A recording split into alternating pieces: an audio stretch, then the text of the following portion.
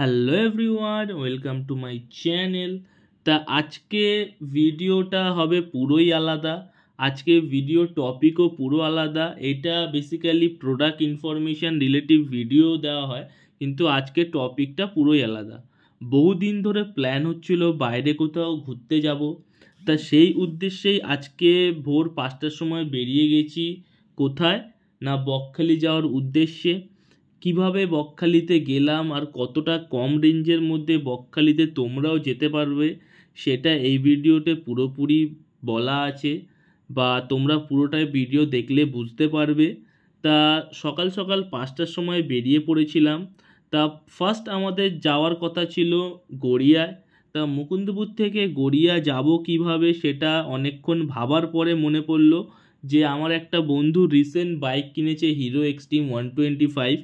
তা ওকেই ঘুম থেকে তুলে ওর ঘুম নষ্ট করে ওর বাইকে করে আমি আর আমার বন্ধু দুজন মিলে চলে গেছিলাম নিউ গড়িয়ার দিকে। বেসিক্যালি ওরও যাওয়ার কথা ছিল, কিন্তু ওর কাজের চাপের জন্য ও বেরাতে পারেনি। এই যে তোমাদের ভিডিওতে দেখিয়েছিলাম যে ও বাইক কিনেছিল নতুন হিরো এক্সট্রিম 125 আর। তা ওর বাইক করেই আমাদেরকে সকাল সকাল গড়িয়ায় ছেড়ে দিয়ে গেল ওর ঘুম নষ্ট করিয়ে। তা আমরা চলে এসেছি গড়িয়ায়। তা জানো আমরা বেসিক্যালি এখানে থাকি, তা আমরা তো শর্টকাট দিয়ে এখন যাব স্টেশনের ওপরে, কারণ আমাদের অত লং কাট দিয়ে স্টেশনের ওপরে যাওয়াটা খুব ঝামেলা মনে হয়। ওর জন্য পাশে একটা গলি আছে যেখান থেকে ইজি প্রসেসে তোমরাও যেতে পারো। আশেপাশে গড়িয়ায় যারা থাকে তারা এটাই বেশি ইউজ করে। আমরাও এইদিকে ঘুরতে ফুরতে গেলে গড়িয়ায় যখন যাই তখন এই সিঁড়িটা দিয়ে শর্টকাটে ওপরে উঠে যাই, কারণ এটা খুব শর্টকাট বলে মনে হয়। তা এখন এখানে প্রায় বাজে 5টা 20, ট্রেন এখনও আসেনি। ট্রেনের জন্য অনেকক্ষণই ওয়েট করতে হবে। আমি আর ও দুজন এখান থেকে একসাথে যাব, আর দুজনের সাথে দেখা হবে নামখানায়, ওখানে ওরা আলাদাভাবে আসবে। তো এখান থেকে যে ট্রেনটা আছে ওটা 5টা 40-এর ট্রেন। তা তোমরা যারা শিয়ালদায় থাকো ডাইরেক্ট শিয়ালদা থেকে ট্রেন ধরতে পারো। নামখানা যে ট্রেনটা যায়, নামখানা ট্রেনের নাম। তো 5টা এখন বাজে 45, ট্রেনও প্রায় চলে এসছে। নামখানা ট্রেন এটা যে কোনো জায়গা থেকে ধরতে পারো, শিয়ালদা থেকে ডাইরেক্ট তোমরা ধরতে পারবে। তা ট্রেন থেকে নেমে আবার দেখাচ্ছি কিভাবে ট্রেন থেকে নেমে তোমাদের যেতে হবে। ফাইনালি 2 ঘন্টা 20 মিনিট পরে ট্রেন থেকে নেমে গেলাম। গড়িয়া থেকে নামখানা আসতে টাইম লেগেছে জাস্ট 2 ঘন্টা 20 মিনিট। আর যদি কেউ ডাইরেক্ট শিয়ালদা থেকে আসো তাহলে আরও এক্সট্রা 30 মিনিট লাগবে বেশি, তখন তোমাদের হয়ে যাবে 3 ঘন্টা মতো। আমরা যেহেতু এসছিলাম গড়িয়া থেকে, ওর জন্য টাইমটা একটু কম লেগেছিল। তা আমরা এখানে এসে পৌঁছেছিলাম প্রায় 8টা বাজে। তা ওয়েদারটা খুবই সুন্দর ছিল, দেখতে পারো ভিউটাও জাস্ট ওয়াও ছিল। তা আমরা চলে এলাম নামখানায়। আর তোমার গড়িয়া থেকে নামখানার টিকিটে লেগেছিল মাত্র 25 টাকা। ওটা শিয়ালদা থেকে কস্টটা আরও বেশি পড়ে প্রাইসটা। তা নামখানা স্টেশন থেকে বাইরের ভিউটাও ছিল খুব সুন্দর।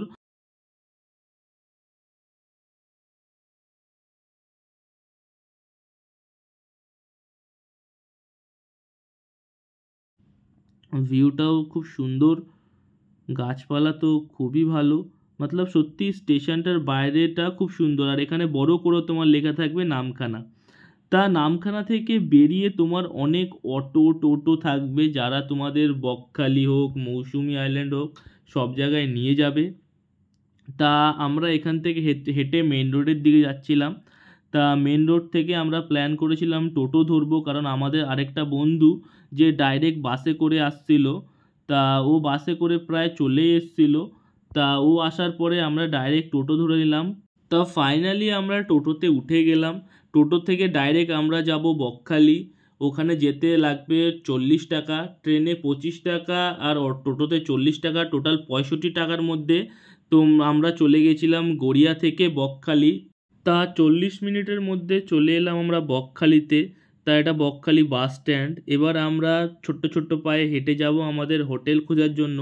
আমরা প্ল্যান করছিলাম সমুদ্রের পুরো ধারেই হোটেলটা নেওয়ার জন্য। তা ফাইনালি 10 মিনিট হাঁটার পরে আমরা ঠিক সমুদ্রের পাড়েই হোটেলটা পেয়ে গেলাম। এতে এসি নন এসি দুটোই পেয়ে যাবে, প্লাস দোতলা হোটেলটা আছে, প্রাইসও খুবই কম, যেহেতু আমরা অফ সিজনে গেছিলাম ওর জন্য প্রাইসিং খুবই কম ছিল, আর এখানকার স্টাফদের বিহেভিয়ারও খুব ভালো ছিল। হোটেল পাওয়ার পরে হোটেলে বুক করে আমরা প্রায় 3টের দিকে বেরিয়ে গেছিলাম সমুদ্রে স্নান করার জন্য। তা 4 বন্ধু মিলে গেছিলাম সমুদ্রে স্নান করার জন্য। বন্ধুরা মিলে গেলে মজাটা একটু ডাবল হয়ে যায়। তা দেখতে পাচ্ছ সবাই কত একটা ফ্রেশ মুডে আছে, ওর সাথে সাথে সমুদ্রে স্নান করার একটা এক্সাইটমেন্ট সবার মধ্যে দেখা যাচ্ছে। তা তোমরাও ইজিলি এইভাবে চলে আসতে পারো, যেহেতু দুপুর বাজে 3টের সময়, জোয়ার ভাটার একটা ব্যাপার থাকে, ওর জন্য জলটা অনেকটাই দূরে ছিল। প্রায় 15 মিনিট হাঁটার পরে আমরা সমুদ্রের অনেকটাই কাছে চলে গেছিলাম। দেখতে পাচ্ছ কতটা দূর, কতটা। আর এটা যেহেতু অফ সিজন, ওর জন্য হোটেলের প্রাইসটাও অনেক কমে পেয়ে যাবে, ওর সাথে সাথে একদম ফাঁকা থাকে, যেটা আমার খুবই ভাল লাগে। তা তোমরা দেখতে পাচ্ছ সমুদ্রের স্রোতটা কতটা সুন্দর। এতটাই এক্সাইটমেন্টে ছিলাম আমি যে ফোনে কাভার আপ করতেও ভুলে গেছি, মতলব প্লাস্টিকে কোনো কাভারই করিনি, এমনি নিয়েই আমি চলে গেছিলাম সমুদ্রের প্রায় মাঝখানে। তা জল অনেকটাই ছিল।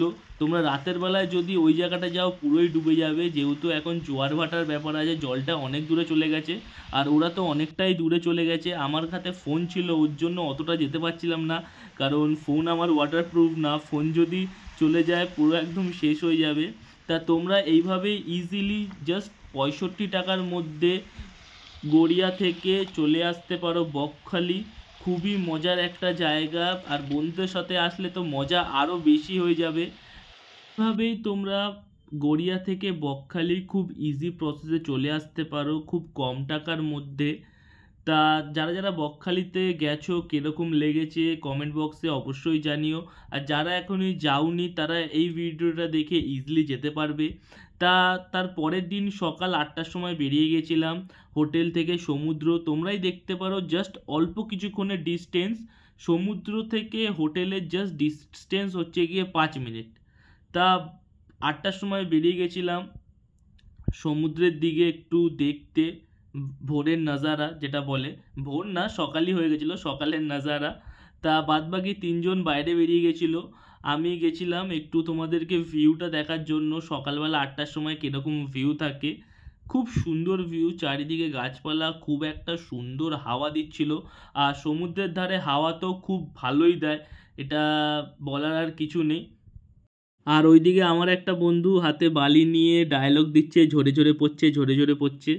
তা সকালেও সমুদ্রের জল অনেকটাই দূরে চলে যায়, রাতের দিকে অনেকটাই কাছে চলে আসে, ঠিক আছে। তা সকালের ভিউটা খুবই সুন্দর ছিল, আকাশও পুরো মেঘলা মেঘলা ওয়েদার ছিল, ওর সাথে সমুদ্রের যে ভিউটা জাস্ট ওয়াও ছিল। আর চারিপাশে যা গাছপালা, আমি একবার জুম করে তোমাদেরকে দেখাচ্ছি যে কতটা দূরে জল চলে গেছে। এই জল রাতের বেলায় এতটা কাছে চলে আসে তোমরা ভাবতে পারবে না, আমরা যেখানে দাঁড়িয়ে আছি ওখানে পর্যন্ত জল চলে আসে। তা তোমরা ইজিলি এই ভিডিও দেখে কলকাতা থেকে বকখালি চলে যেতে পারবে।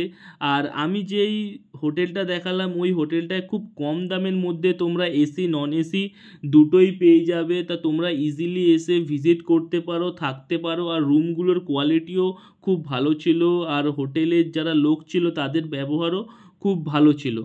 তা ভিডিও যদি ভালো লাগে লাইক কমেন্ট অ্যান্ড সাবস্ক্রাইব করে দিও, এরকম ভিডিও আরও আসতে থাকবে। আর এরকম ভিডিও দেখার জন্য আমার চ্যানেল প্রোডাক্ট ইনফরমেশন কো তোরা সাবস্ক্রাইব করে দিও।